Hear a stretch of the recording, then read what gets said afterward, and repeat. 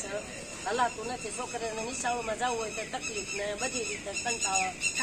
ઘરમાં ગધાને ઘૂસી ગયા પાણી. આજે અલગ કલાક કોઈ જાત નથી. ઘરમાં બધા પાણી બહુ જ ઘૂસી ગયા છે. આમાં પાણી ઉતરે તો ઘરમાં જાય ને કામ કરીએ પાણીમાં ઉભા છે. બેન, તમારે દર ચોમાસામાં આ પરિસ્થિતિ થાય છે? દર સોમામાં એક સોમાં એમ નહીં, ભારે ધીમો વરસાદ હોય તો નહીં, બાકી વરસાદ આવે એટલે બગડી જાય ઘરમાં. તમે રજૂઆત કરો છો? દર વર્ષે રજૂઆત કરી. તમારે આમાં ઘરમાં પાણી કરી જાય છે, દર વર્ષે રજૂઆત કરો છો, પણ આનું કોઈ નિરાકરણ આવતું નથી. આવતું નથી. દર સોમાં આવે ને આવું થાય. દર સોમાં આવે ને આવું થાય. પારજી આદાનગર રહેવા છે. એમાં ઘરમાં બધું પાણી આવ્યું ને ખરાબ પાણી ને અનાજ પલળી ગયું, ગોદડા પલળી ગયા ને બધા ખાટલા પર બેઠા છે. સત્યનારાયણ સોસાયટીમાં કઈ સત્યનારાયણ સોસાયટી પ્લોટ નંબર 80. દીકરી જમાઈ આવ્યા. બેન, દર ચોમાસામાં આ સમસ્યા આવું થાય છે, પણ અમે કેટલી અરજી દીધી, બધા જોઈને વયા જાય. પછી એમ કે તમારે અહીંયા ચોખ્ખું છે, પણ ચોખ્ખું ક્યારે અમે કરવી તારે ચોખ્ખું થાય છે. કામના અમે રહીને અમે બીમારી થાય, પછી ત્યાં જાય તો કે તમે ગરમ પાણી કરીને પીવો, આ પીવું એમ કરે, પણ આ ગંદકી કોઈ નથી કાઢતું.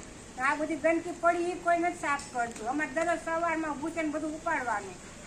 આ બેન, તમારો ઘઉં ને બધું સામગ્રી પલળી ગઈ છે. પલળી ગયું બતાવું. તમે કોઈને રજૂઆત કરો છો બેન? કોર્પોરેટર કાંતિભાઈ ને કરી હતી. મારું નામ કાંતિભાઈ ગોહિલ, આ વિસ્તારનો નગરસેવક છું. ગયા વરસાદમાં પણ પાણી આવ્યું તો મેં કીધું ઘરમાં બધાને પાણી ભરાય છે, છતાં કોઈ પ્રકારનો નિકાલ કરવામાં આવતો નથી. જે નાળાની પાણીની ઝાવક છે એ નાળું પેક થઈ ગયું છે, તો તંત્ર પ્રિમાન્સુ કામગીરીની અંદર પૂરી કામગીરી કરતા નથી, અને નાળું જે પહોળું કરવાનું છે એ પણ કાંઈ કરતા નથી. લોકોના અવારનવાર દર ચોમાસામાં આવી પરિસ્થિતિ થાય, અનાજ ઘર વકરી લોકોનું ખરાબ થઈ જાય, તો પણ આ તંત્ર અને શાસકો આની પર ધ્યાન નથી આપતા. ખરેખર લોકોની પરિસ્થિતિ શું છે તમે સ્થળ ઉપર જો તમને ખબર પડે.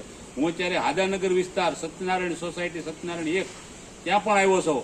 અગાઉ વરસાદની અંદર આવું જ આ ઘરમાં પાણી ભરેલું હતું, છતાં વરસાદ જાય અને લોકો જોવા આવે તો ક્યાં આમાં પાણી છે. વરસાદ જાય તો પાણીનો નિકાલ થઈ જાય, પણ ખરેખર જે નાળું પહોળું કરી અને પાણીનો નિકાલ કરવાનો હોય છે એ પણ કરતા નથી, અને વારાવારી આ મુશ્કેલી ભોગવવી પડશે લોકોને. તો તાત્કાલિક ધોરણે આનો કોઈ નિરાકરણ લાવે અને લોકોની સમસ્યા કાયમી માટે હલ કરે, એવી મારી એક નગરસેવક તરીકે આ શાસકો અને નમ્ર વિનંતી છે કે તાત્કાલિક ધોરણે આનો કોઈ નિરાકરણ કરે.